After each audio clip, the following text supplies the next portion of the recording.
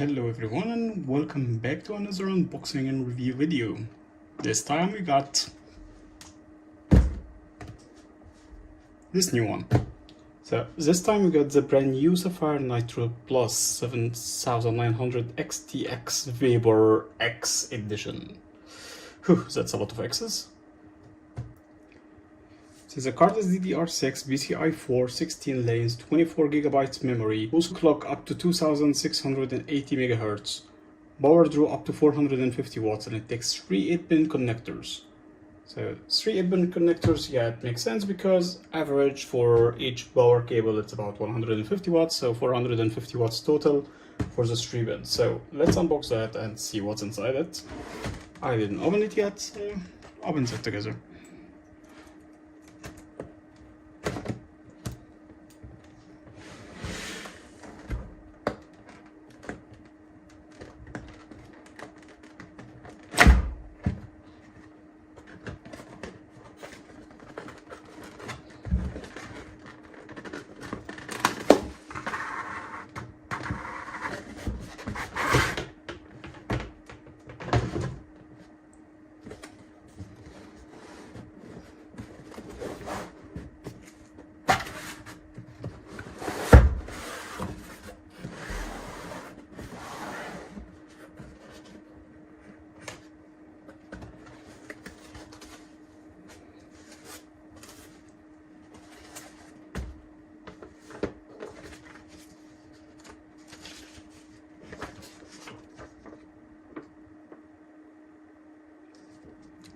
This is the RGB connector, by the way, for Sapphire, in case if some people didn't know, because honestly, I had a Sapphire card before, and I have one right now, and I never noticed this 3-pin RGB connectors.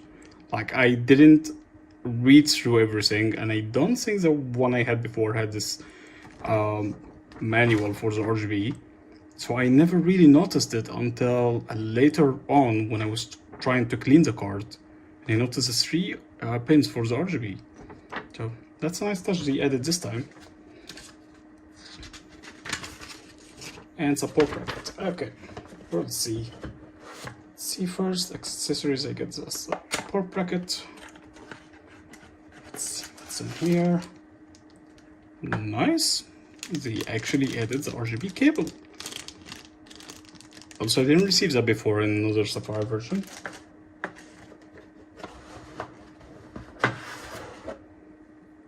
And support bracket. And here is the card itself. It's heavy.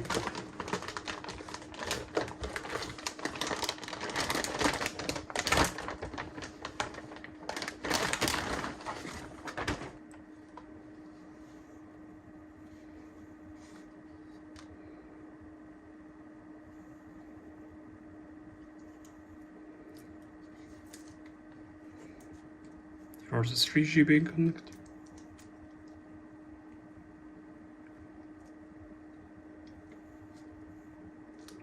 Here is the BIOS switch.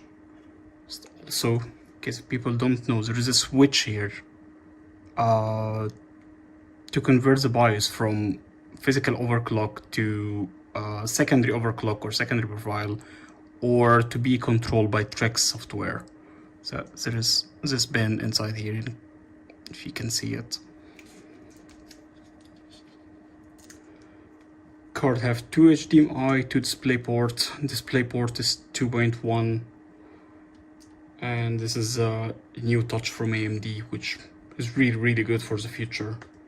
Most of the connectors on the GPU cards at the moment are 1.4, but AMD decided to go for 2.1. Cannot be utilized completely right now, but well, I guess if you're gonna buy this card for a few years, then you're safe.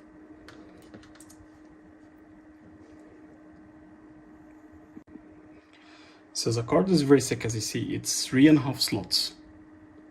It's also 320 millimeters, which is 32 centimeters. I'm gonna compare that to another Sapphire 6000 series I have at the moment, so you can see the difference. So Back with two Sapphire cards, 6000 series and 7000 series.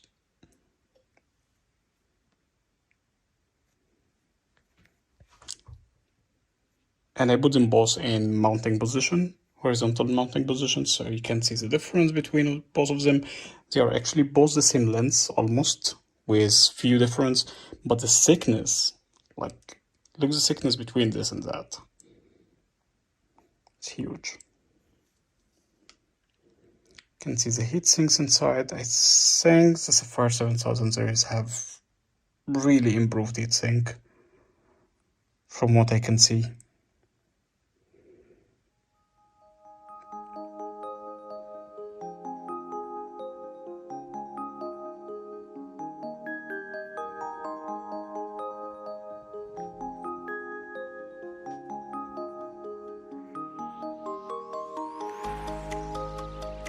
So there's a lot of plastic on the card from outside. I'll beat that off, install it in my system, and start testing it.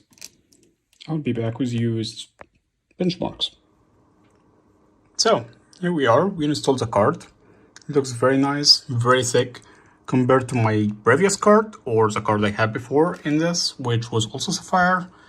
It's pretty huge. I had a GPU holder here, which is like this stick that you put under the GPU so it doesn't sag. But it didn't fit anymore because this is like really thick and I couldn't fit that holder over here.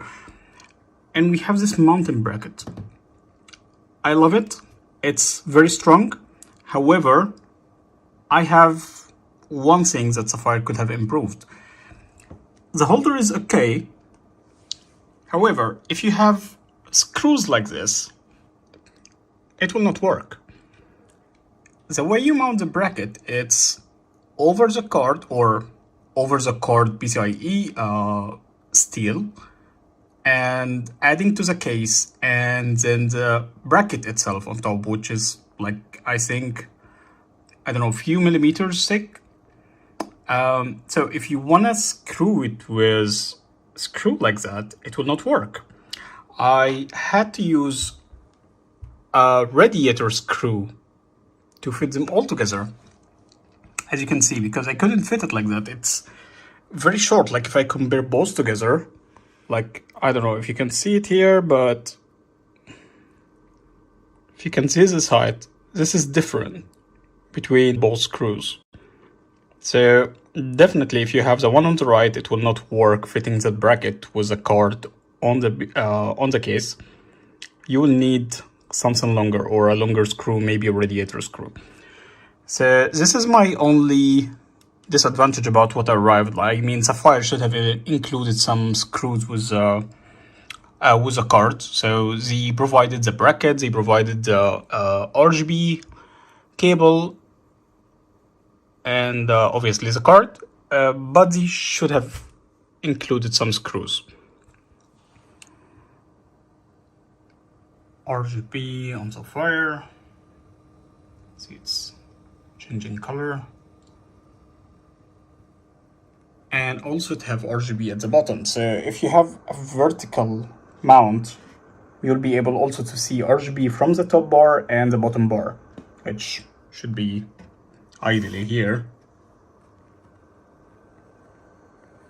And looking at the benchmark, first run default, I got 25,692 on TimeSpy. So at default settings, the card is about 38 degrees Celsius, junction at 43 or hotspot at 43 Celsius. That's without any load, without any customization, without any overclocking. So I'll run TimeSpy test right now and see the result.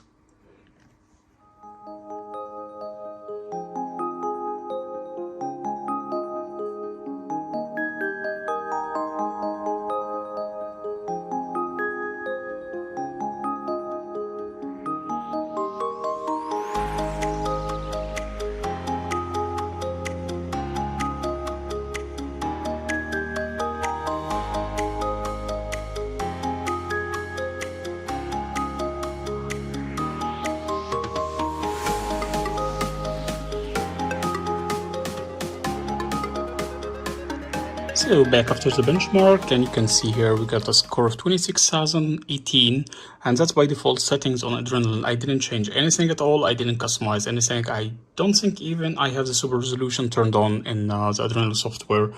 And what I wanted to show here is actually the GPU-Z and check the temperatures. So seeing the highest temperature I can see here is about 63, and the highest hotspot temperature was around 81, 82 maybe, but it's around delta of 18 to 20 Celsius, and that's acceptable. And as you can see, the Sapphire card doesn't have same issue as the reference card. If you have been following the story at the moment, it's trending so much, a lot of people have complaints about it.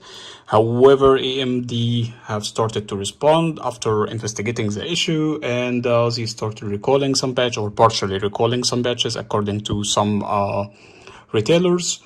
And I think this issue will be solved soon. However, that card is really recommended. It's amazing card. Like by default settings, I'm getting really good score. The FPS during time spy was the lowest at 165, highest was around 208, averaging between 175 frames to 180 FPS. So that's it for now. I will be back with another video once I have an idea what to do, or once I push the scores a little bit more. Remember, all the score was an open case. Like literally, I don't have any airflow. I don't even turn on any fans right now. Everything is on quiet. Bomb is on quiet as well. Not pushing anything at all, and that's the result. So the card is available in Mind Factory in Germany. If you're in the region of Germany, Austria, Netherlands, I think you'll be able to get it from Mind Factory in case you're in the Netherlands. I will leave the link in the description below. Make sure to visit that, and hopefully it will be in stock because it's running out very fast. And again, if you like the video, please subscribe to the channel, and I will be releasing more videos, especially with overclocking and more components review. And see you later.